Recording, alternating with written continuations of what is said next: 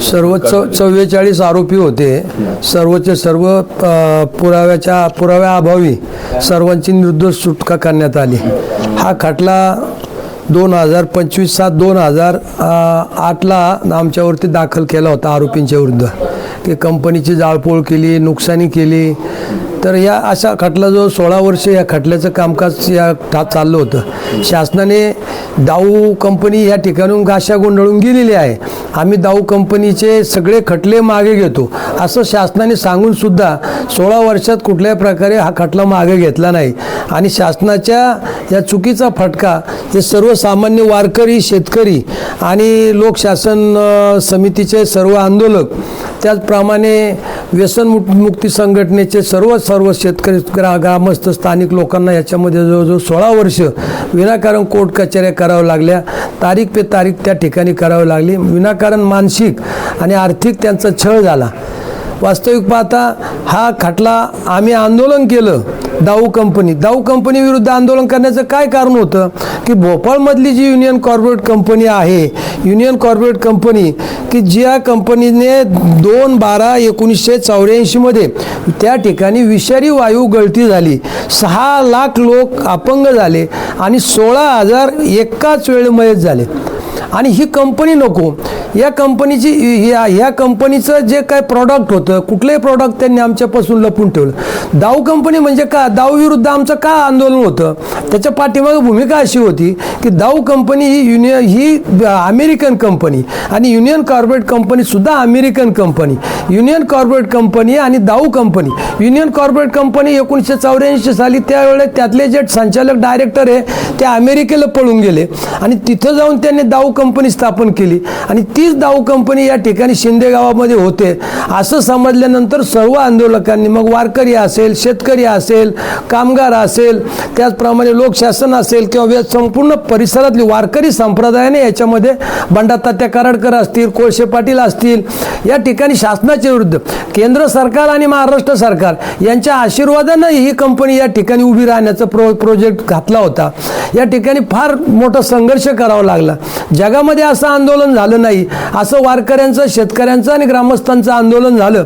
आणि ते आंदोलन आमचं मोडकळीस आणण्यासाठी, मोडीस काढण्यासाठी आमच्यावरती अनेक खटले दाखल केले. त्यावेळेला आर पाटील होते. आर पाटलांनी सांगितलं की हे खटले मागे घेतो. त्याच्यानंतरची अनेक सरकार आजपर्यंत आली, आम्ही खटले मागे घेतो, पण प्रत्यक्षात कुणीही खटला मागे घेतला नाही. आणि मग हा खटला नाविलाजाच तो आम्हाला या न्यायालयामध्ये चालवावा लागला.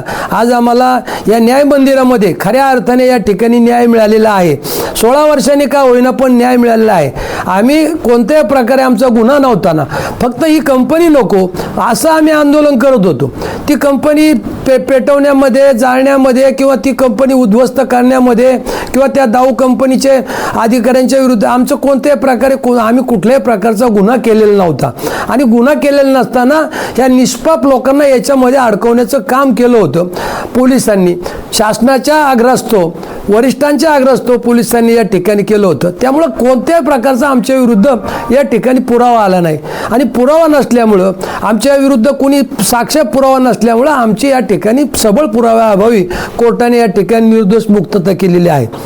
आणि अशाच प्रकारे या ठिकाणी आमचा हेतू एकच होता की ही कंपनी इथं नको. आणि म्हणून हे सुद्धा नंतर आम्ही आंदोलन केल्यानंतर किंवा हे झाल्यानंतर शासनाला समजलं आणि मग शासनाने या दाऊ कंपनीचा गाशा गुंडाळला आणि दाऊ कंपनी शिंदे गावामधून तडीपार झाली.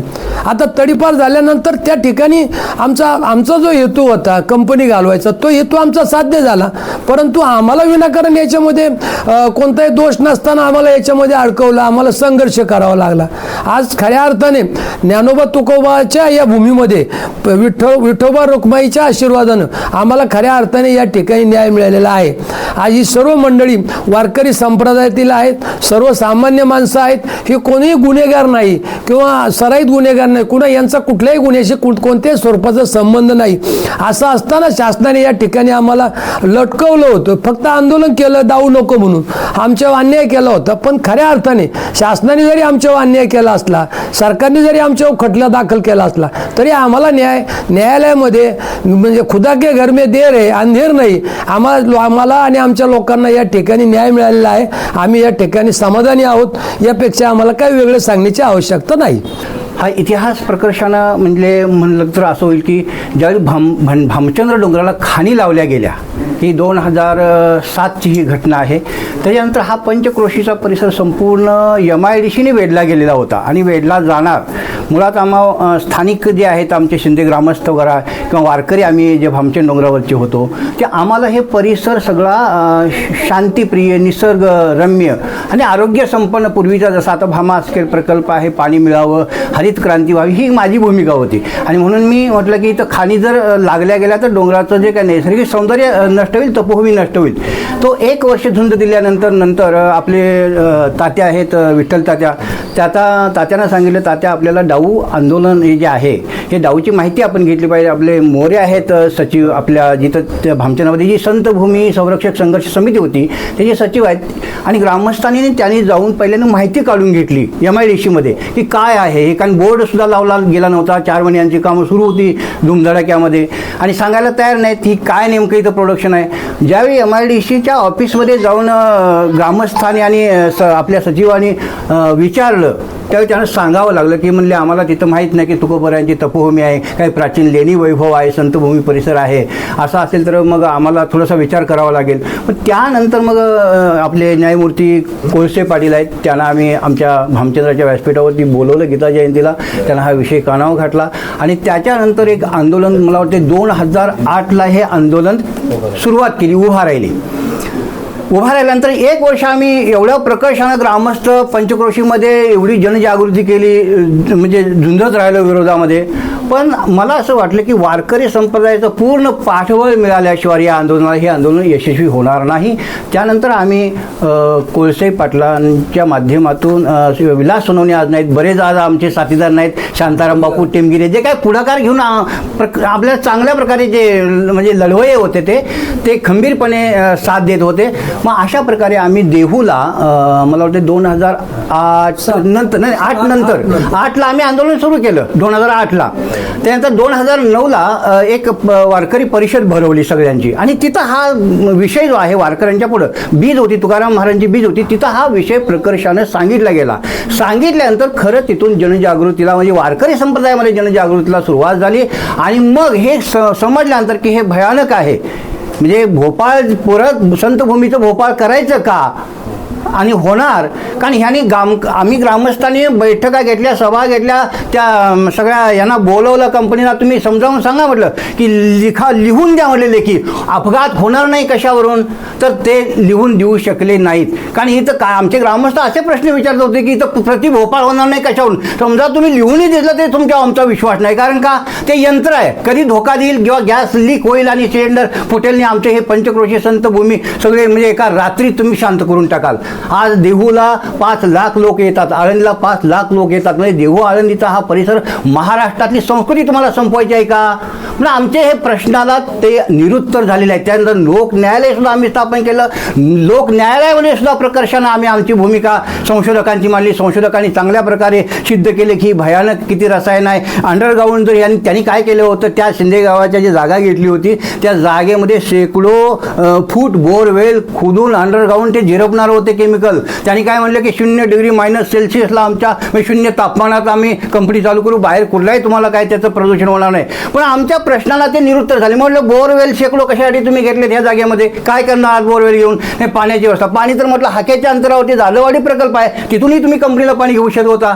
पण त्यांचा जी योजना होती की जगभरातले हजारो सायंटिस्ट इथं आणून रिसर्च अँड डेव्हलपमेंटच्या नावाखाली ते प्रोडक्शनच करणार होते, म्हणजे अणुबॉम्बचं रसायन आणि वायूचं प्रोडक्शनच करणार होते. हे त्यांचा आतला अजेंडा होता, पण त्यांनी वर तसा कळू दिला नाही. आणि हे ज्यावेळी आम्ही संशोधनांती सिद्ध केलं त्यावेळी निरुत्तर झाली. निरुत्तर झाल्यानंतर आम्ही सनदशीर मार्गाने 1 वर्ष 2008 ते 2009 प्रचंड महाराष्ट्रात जनजागृती केली, आंदोलन केली.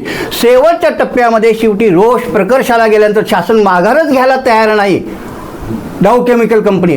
त्यावेळी कंपनीत मला वाटते 25 जुलैच्या आदल्या दिवशी मी पंढरपूरल्या सगळ्या वारकरी फडकरी दिंडेकरांच्या सह्या घेऊन की ताबडतोब सरकारने ही कंपनी माघारी घेण्याचं उद्यापासून वारकऱ्यांचा सरकारबरोबर युद्ध सुरू. आदल्या दिवशी विलासराव देशमुखांना मी निवेदन दिलं होतं आणि दुसऱ्या दिवशी हा कंपनीवरती अटॅक म्हणजे उद्रेकातून झालेला आहे आणि तो उद्रेक महाराष्ट्र शासनानं अनुभवलेला आहे, पाहिलेला. त्यानंतर मग मला वाटतं ह्याच्यामध्ये अनेक महारथींनी भाग घेतलेल्या आंदोलनामध्ये विलासराव देशमुख आणि लंडनला होते, तिथून दिला की डाऊला स्थगिती देण्यात यावी. स्थगिती देण्यात यावी म्हणून सुद्धा स्थगिती दिली गेली नव्हती. त्याच्यानंतर सुद्धा त्यांचं काम चालूच होतं, काहीतरी हे आणा ते आणा, त्या सळया आणा डबर आणा. त्याच्यामध्ये सुद्धा आम्ही सनदशीर मार्गाने त्यांचे रस्ते बंद केले, त्यावरती सुद्धा आमच्यावरती शेकडो खटले ग्रामस्थावरती वारकऱ्यांच्यावरती झालेले आहेत. म्हणजे असं आम्ही तोंड देत राहिलो, झुंजत राहिलो 2009 पर्यंत. लक्षात घ्या हे का झालं की शासनाने वेळीच गांभीर्य जर वारकऱ्यांच्या संवेदना किंवा ग्रामस्थांच्या संवेदना जर ध्यानात घेतल्या असत्या. मुळात आम्हाला इथं MIDCच नको होती, पण ती काय MIDC आम्ही रोखू शकलो नाही, कारण लोकांना कसं आहे की त्यांनी प्रलोभनं दाखवून चढ्या भावानं पैसे दिल्यामुळं काही जमीन वगैरे घेतल्या गेल्या. पण आमची भूमिका, माझी स्पष्ट भूमिका अशी होती हे आंदोलन छेडण्याच्या पाठीमागं की ही भूमी जी ज्ञानोबा तुकोबांच्या आहे, जगाच्या पाठीवरती हिचं जे काय नैसर्गिकता आहे, आध्यात्मिकता आहे, शासनाला इथं आध्यात्मिक पर्यटन सुद्धा करता आलं असतं या पंचक्रोशीमध्ये, ते करता आलं नाही. विकासाची गंगा अशा पद्धतीनं सुद्धा तुम्ही वाहू शकला असता किंवा जगभराचे इथं आध्यात्मिक रिसर्च ध्यान चिंतनासाठी येऊ शकले असते. पण आज काय झालं, औद्योगिकरणामुळं प्रचंड इथं जो काय भविष्यात तिथं तापमान वाढणार किंवा त्याचं जे प्रदूषण होणारच आहे. पण त्यामध्ये आम्हाला समाधान त्या सगळ्यामध्ये एक आहे की रासायनिक ही डाऊ केमिकल कंपनी आंतरराष्ट्रीय, ज्याला जगात कुणी चॅलेंज करू शकलं नाही, त्या कंपनीला महाराष्ट्रात वारकरी संप्रदायाने आणि ग्रामस्थांनी जो दिला तो इतिहासात नोंद करण्यासाठी आहे. त्यात आम्हाला परम समाधान. आता खटले लादले, आम्ही 13-14 वर्षे तारखा तोडल्या, आम्हाला त्याचं काय वाटलं नाही, निर्णय झाला तो होणारच होता अशा प्रकारे.